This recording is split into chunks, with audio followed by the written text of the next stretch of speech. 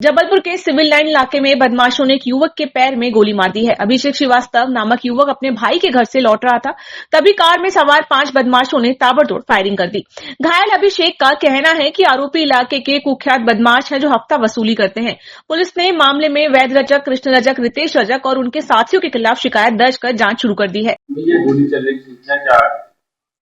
हाँ, अभी रात्रि में 1 बजे सिंघई पैलेस के पास में अभिषेक श्रीवास्तव जो घुमापुर चौक का रहने वाला है,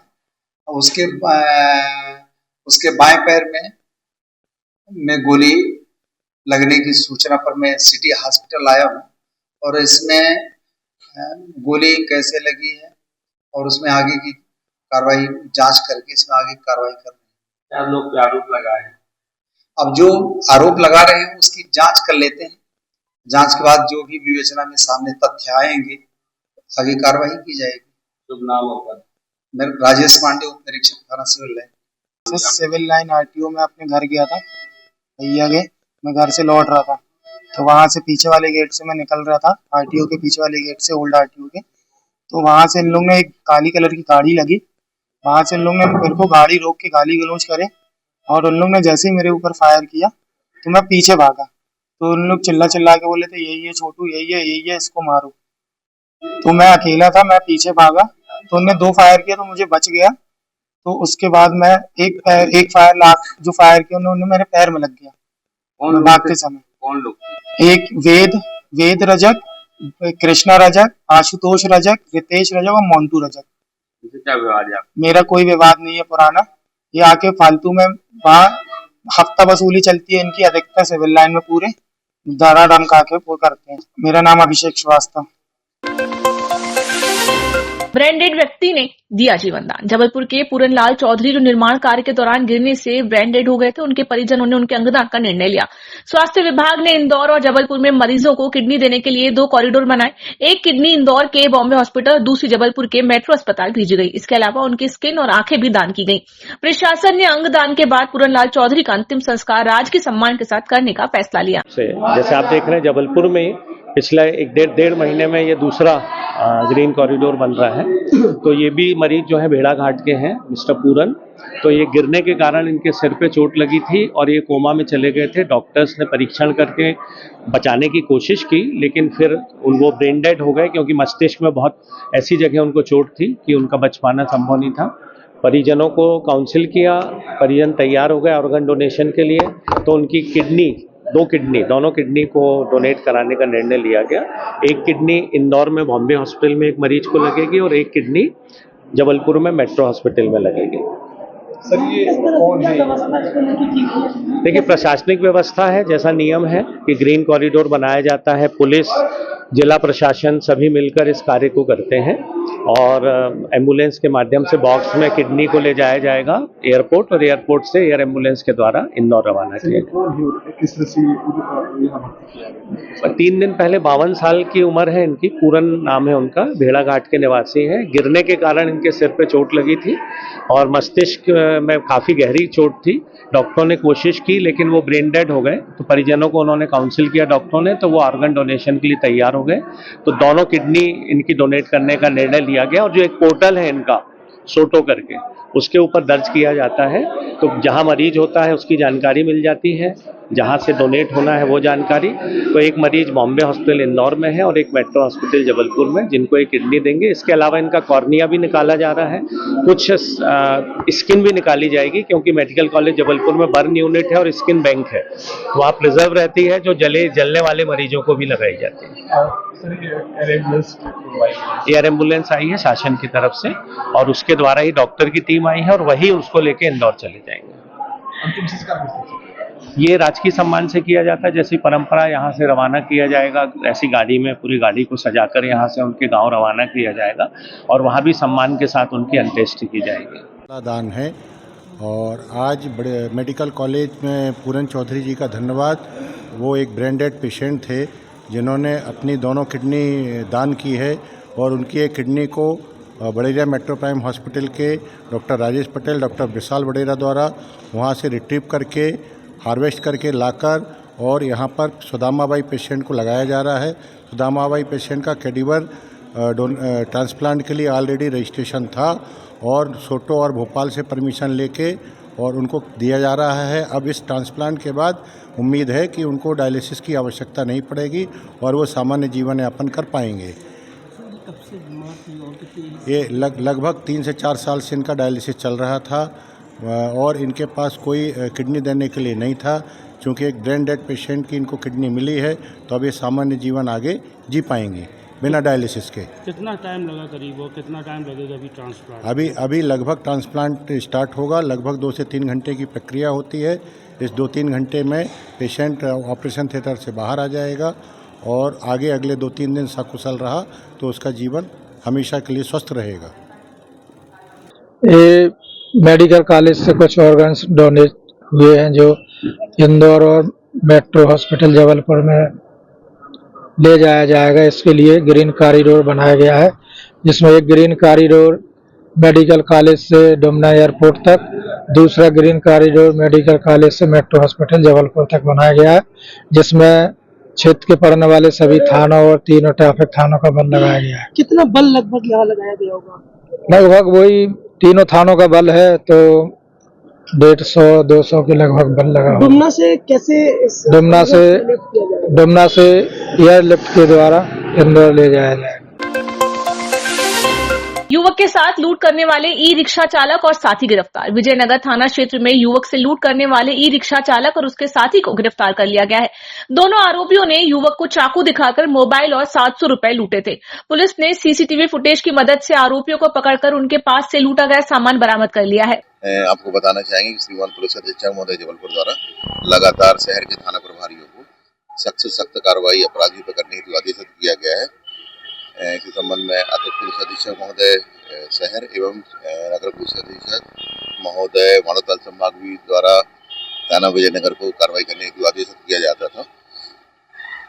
आपको बताया जाए कि कल मानवताल क्षेत्र के रहने वाले एक विद्यार्थी है अंजनी यादव, जो मूलतः संगरौली का रहने वाला है। वो अपने परिवार के पास में संगरौली जा रहा था। इसी बीच में उसने एक ई रिक्शा ऑटो किराए से किया, जो ऑटो में बैठे हुए 2 व्यक्तियों द्वारा उसके साथ सुनसान जगह पे मारपीट कर उसका मोबाइल और कुछ पैसे छुड़ाए गए थे।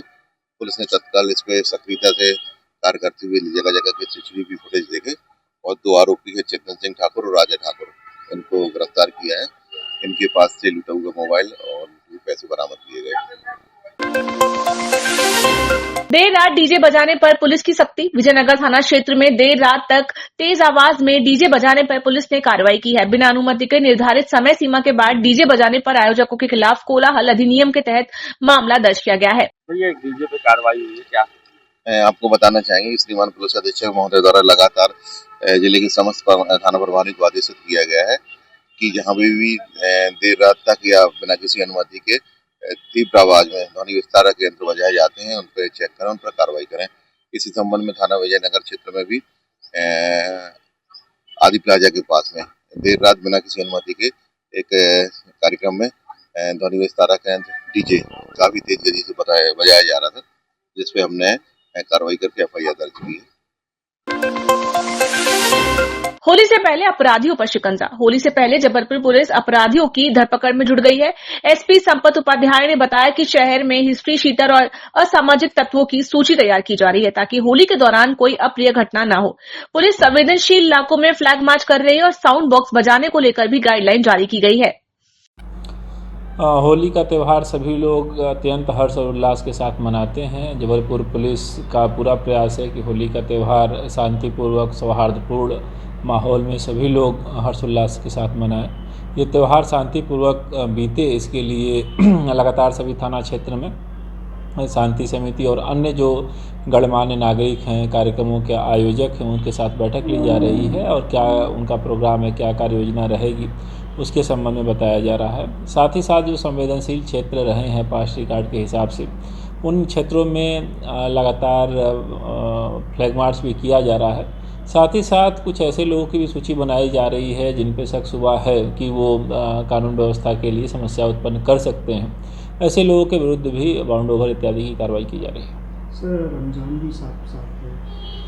हाँ, इस समय रमज़ान का महीना भी चल रहा है और उस संबंध में भी जो संबंधित समुदाय के लोग हैं उनके साथ बातचीत हुई है, चर्चा हुई है, उनके कार्यक्रम वगैरह भी क्या कैसे हैं उस हिसाब से पुलिस व्यवस्था भी लगाई जा रही है और सुनिश्चित किया जाएगा कि सभी त्यौहार, सभी धर्मों के त्यौहार शांतिपूर्वक सौहार्दपूर्ण माहौल में बीतें। एक्स्ट्रा फोर्स भी लगाया जाएगा? अभी एक्स्ट्रा अपने जो ज़िले का बल है वो लगाया जा रहा है। साथ ही साथ जब होली का समय रहता है या फिर आगे ईद इत्यादि का भी समय आता है तो हम एक्स्ट्रा फोर्स की डिमांड करते हैं, हमें मिलता भी है और उसका भी हम लोग उपयोग करते हैं। विभाग द्वारा कोई गाइडलाइन जारी की जाएगी? विभाग द्वारा गाइडलाइन जो है यही है कि एक तो ध्वनि विस्तारक यंत्रों का प्रयोग जो निर्धारित मानक है उसी के अंतर्गत करें। साथ ही साथ किसी के साथ ज़बरदस्ती रंग इत्यादि लगाने का प्रयास न करें। सुरक्षित रंग का उपयोग करें, ऐसा कुछ न करें जिसकी वजह से सामने वाले को असुविधा हो। महिलाओं, बुजुर्गों या फिर ऐसा व्यक्ति जो रंग इत्यादि नहीं खेलता चाहता है उसकी भावनाओं का सम्मान करें। कहीं भी कोई ऐसी ज़बरदस्ती की गतिविधि न करें। चंदा इत्यादि के नाम पे भी कई बार लोग प्रयास करते हैं, उसके संबंध में भी बताया गया है। होलिका दहन के जो स्थल हैं वो नए न हों, जो पुराने परंपरागत आ रहे हैं वही चलते रहें। बिजली इत्यादि की वजह से वहाँ तार पर्याप्त दूरी पे हों, कोई दुर्घटना न हो और आग बुझाने के संसाधन दहन स्थल पे रखे जाएं। इन सब बिंदुओं के संबंध में डिटेल एक एडवाइजरी जारी की गई है। पूर्व में जो होली, पिछले वर्ष जो होली हुई थी उसमें जो घटनाएं हुई थी उसको देखते हुए क्या तैयारियां की? जैसा मैंने बताया ये सब दिशा निर्देश सभी को जारी किए गए हैं ताकि शांतिपूर्वक त्यौहार बीते। सिविल लाइन इलाके में बदमाशों ने घर पर पथराव और तोड़फोड़ कर दी, जिससे 65 वर्षीय बुजुर्ग विष्णु कनौजिया दहशत में आ गए और उन्हें हार्ट अटैक आ गया। गुस्साए परिजनों ने थाने में शव रखकर प्रदर्शन किया। पुलिस ने अज्ञात बदमाशों के खिलाफ मामला दर्ज कर जांच शुरू कर दी है।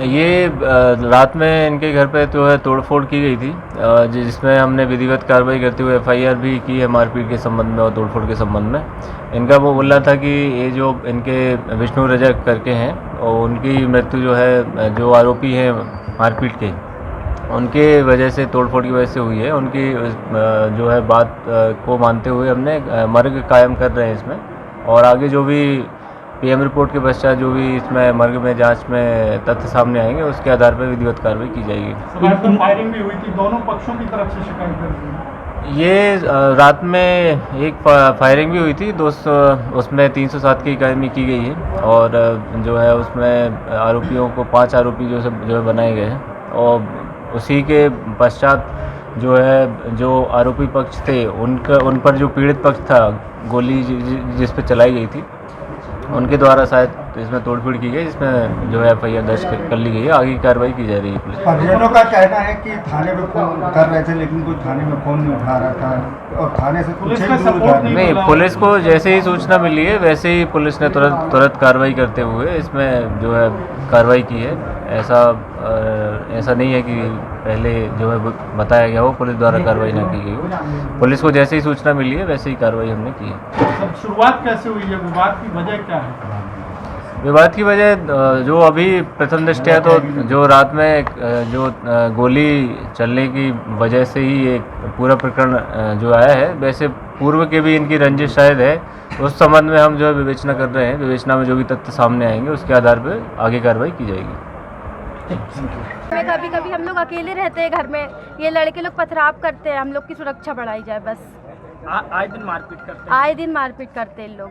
हम लोग डर जाते हैं, घर में अकेले रहते हैं, कभी भी कुछ भी हो सकता है, इसलिए हमारी सुरक्षा बढ़ाई जाए। पुलिस को कंप्लेंट करे, पुलिस नहीं एक्शन ली, बिल्कुल आई तक नहीं, बाद में आई है जब वो लोग करके चले गए कांड। आप सुरक्षा बढ़ाइए हम लोगों की। शिवानी रजक, मार्शा पॉल बिलहरी निवासी, जिसका एक घर सिविलियन अफसर अपार्टमेंट में भी है। चिंटू पॉल, जिसका घर पुराना RTO में है। और आपका लखन ठाकुर, जो पुराना बदमाश है, अभी 9 साल की सज़ा काट के आया है। और उनके एक साथी है, इसका नाम है अकबर अली, जो कांचगढ़ में रहता है। और एक छोटू लाला, जो गंवापुर का बदमाश है, जो 3 साल की सज़ा काट के आया है। उनके अन्य साथी करीब 50 लड़के कल रात में 9 बजे हमारे घर पे आए, पथराव करे, गाली बके। मेरे एक मामला था 2021 का 21 तारीख 8वें महीने का, जिसमें इन लोगों ने मेरे को चाकू मारे थे, जिसके तहत इनके खिलाफ 307 का मामला कायम हुआ था। इन लोग लगातार मेरे को धमकी दे रहे हैं, मेरे घर में पत्थर चलाए हैं, बम मार रहे हैं कि मैं गवाही ना दूं। मैंने गवाही दिया, पुलिस की गवाही हुई, डॉक्टर डॉक्टर की गवाही उसके बाद भी मैं कंप्रोमाइज़ उसमें करने को तैयार नहीं, क्योंकि मैं उसमें पीड़ित हूँ। उसके बावजूद कल रात में लोग फिर आए मेरे घर पे काहे के लिए कि आप हमसे कंप्रोमाइज़ कर लो। हमने मना कर दिया, कंप्रोमाइज़ नहीं करेंगे।